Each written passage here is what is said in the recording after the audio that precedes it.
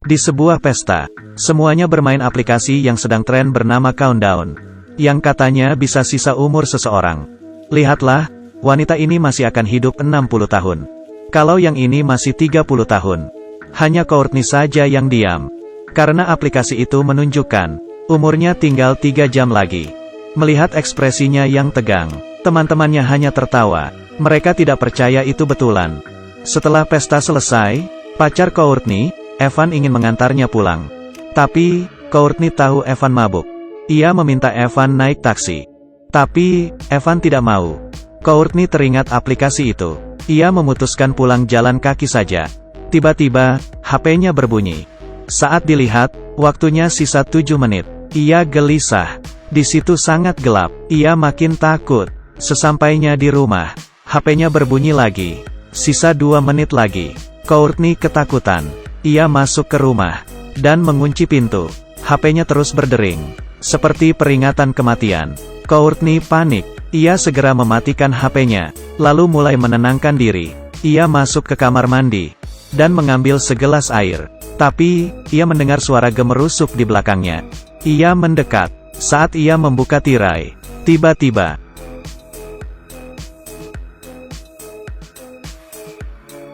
saat ia jatuh, waktunya menjadi 0. Hidup Courtney selesai. Di saat yang sama, pacarnya yang mabuk menabrak pohon. Batang pohon yang besar menembus mobil. Kursi itu harusnya diduduki Courtney. Maksudnya, kalau Courtney naik mobil, pasti ia mati di sana. Evan yang tidak mati dilarikan ke rumah sakit. Perawat ini bernama Quinn. Ia melihat Evan yang gelisah, lalu menghiburnya. Evan memperlihatkan app Countdown ini. Ia juga berkata, sisa hidupnya tinggal 19 jam. Kalau kematian Courtney bukan kecelakaan, ia juga akan mati dengan cara lain. Quinn tidak percaya dan memintanya untuk tidak berpikir aneh-aneh. Ia juga memberitahu rekan kerjanya tentang app ini. Dua temannya yang penasaran langsung mengunduhnya. Ternyata, keduanya masih punya 50 tahun. Mereka tertawa dan langsung melupakan hal ini. Sepulang kerja, Quinn ikut penasaran dan mengunduhnya. Ternyata, ia melihat, hidupnya tinggal 2 hari lagi. Meski tak percaya, ia agak khawatir. Sementara itu, Evan mau dioperasi. Ia melihat waktu di aplikasi. Masih 3 menit. Jadi maksudnya, ia akan mati di ruang operasi. Ia memutuskan untuk pergi dari situ. Baru saja ia keluar, tampak sebuah cermin besar. Tidak ada siapa-siapa. Ia segera lari dan bersembunyi di tangga. Tiba-tiba, lampunya mati. Lalu, HP-nya berbunyi. Saat dilihat, masih 1 menit 29 detik. Saat itu, ia mendengar suara langkah kaki. Saat mendongak, ternyata Courtney yang sudah mati. Ia terkejut bukan main. Courtney mendekatinya. Lalu, saat waktu di aplikasi kembali jadi 0. Evan jatuh dari tangga dan mati. Esoknya, Quinn dikabari soal kematian Evan. Ia sangat heran. Quinn mengambil HP Evan dan memeriksa aplikasi itu. Tapi, HP-nya terkunci. Quinn pergi ke kamar mayat, lalu mengeluarkan mayat Evan. Quinn mengambil jempol Evan untuk membuka HP. Tapi, tidak bisa. Tak ada cara lain. Ia membuka kelopak mata Evan supaya HP mengenali wajahnya, kali ini HP-nya terbuka. Ternyata, waktu di aplikasi sudah kembali ke angka 0. Quinn kembali ke ruangannya, dan melihat sisa waktunya tak sampai 2 hari. Ia sangat khawatir. Saat itu, Dr. Sullivan memanggilnya ke kamar pasien.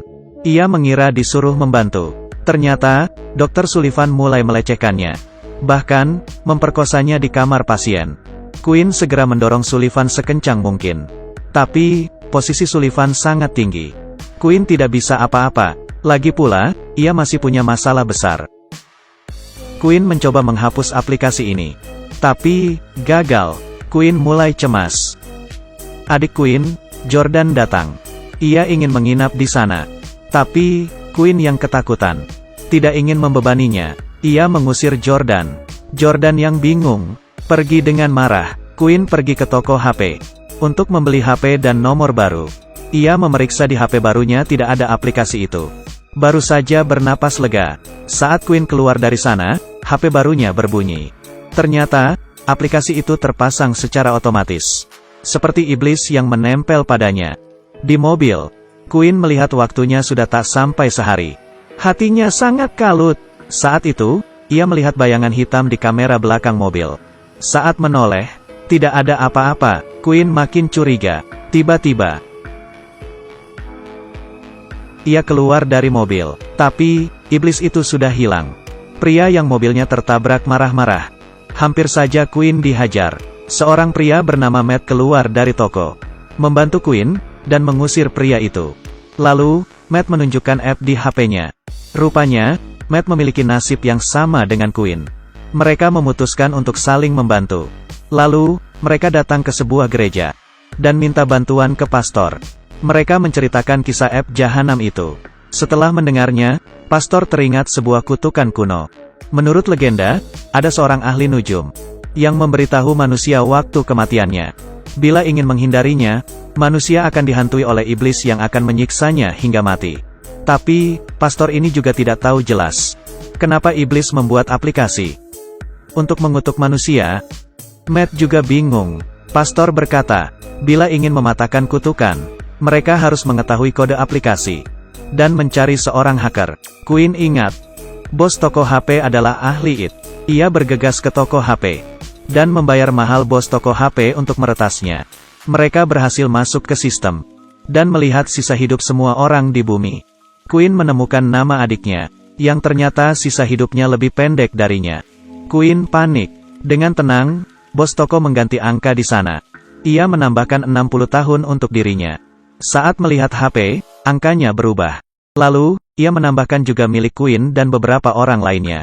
Dengan begini, mereka dapat panjang umur. Queen dan Matt akhirnya tenang. Hubungan mereka semakin dekat. Malamnya, saat Queen tidur, ia merasa Matt sedang memeluknya.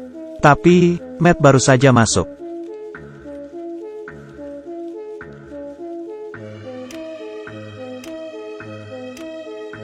Queen panik dan HP-nya berbunyi lagi. Saat melihatnya, angkanya berubah ke awal. Ternyata, iblis tahu dirinya dicurangi. Waktu Matt sisa 2 jam lagi. Bagaimana ini? Queen segera menjemput Jordan. Mereka bertiga bergegas menemui pastor. Queen memotret kode aplikasi dan memberikannya ke pastor. Pastor sepertinya memiliki solusi, hanya dengan melanggar peraturan aplikasi. Kutukan bisa dipatahkan. Maksudnya salah satu dari mereka harus berkorban dan mati sebelum waktunya. Tentu saja mereka menolak. Pastor berkata, kalau begitu mereka hanya bisa berjudi. Mereka harus mengulur waktu dan hidup melewati batas waktu. Pastor mengambil garam dan mencampurnya dengan cat. Ia membuat gambar lingkaran di lantai. Menurut legenda, gambar ini bisa menangkal iblis. Mereka berdiri di lingkaran. Saat itu, terdengar suara raungan di berbagai arah. Iblis datang. Untung saja, lingkaran itu berfungsi. Iblis tidak bisa masuk. Mereka sangat gugup. Saat itu, Matt melihat adiknya yang sudah meninggal. Ia terdiam, dan tak sengaja melangkah keluar lingkaran.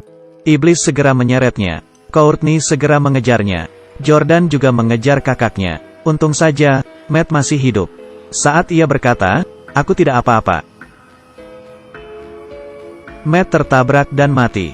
Jordan juga terluka. Lukanya terus mengucurkan darah. Queen membawa Jordan ke rumah sakit. Setelah membalut luka Jordan, ia menyadari waktunya tak banyak.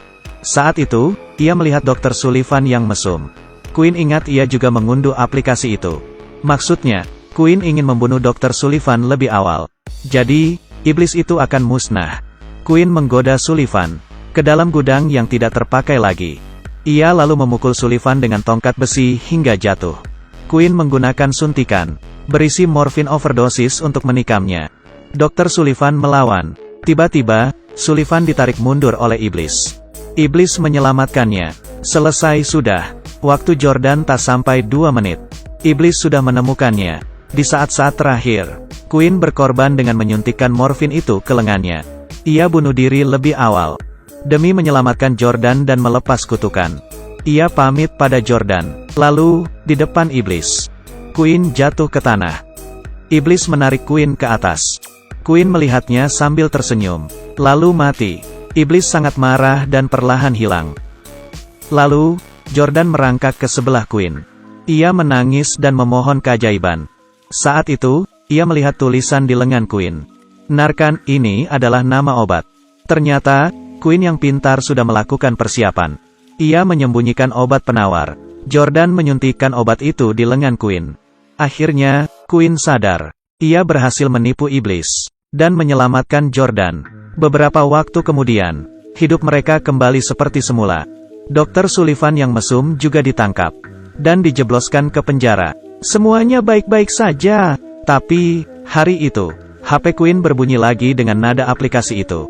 Saat dilihat, aplikasi Countdown versi 2.0 telah terpasang.